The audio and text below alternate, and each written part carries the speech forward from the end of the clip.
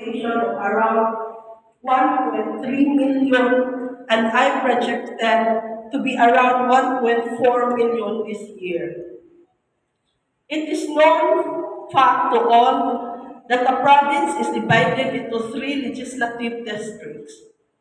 The reapportionment of the province into three legislative districts was done sometimes in 90s or earlier, and the law allows a reapportionment within 3 years after every termination of census.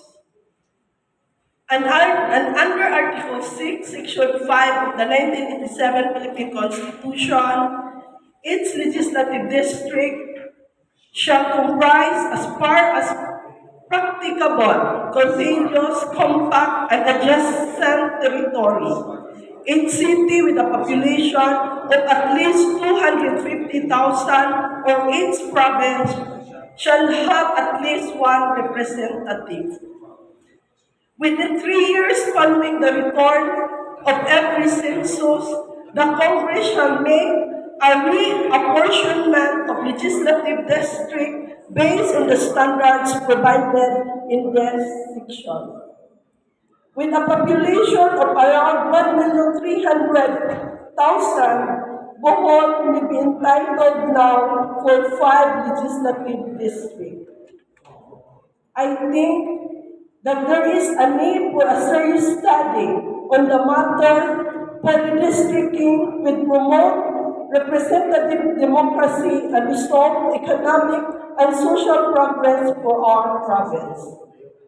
The PCL Bohol Federation approved en masse Resolution number 2022-23, series of 22 earnestly requesting Representatives Edgar M. Chato, Vanessa C. Omentado, and Christine Alexi B. Tutor to file a bill in the House of Representatives reapportioning the province of Bohol into 5 congressional districts.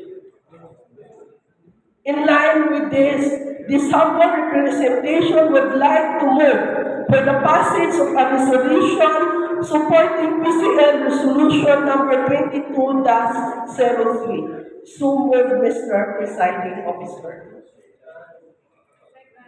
Motion duly seconded with regards to the manifestation of the Honorable Board Member Tisa to file a motion for her support to the PCL resolution number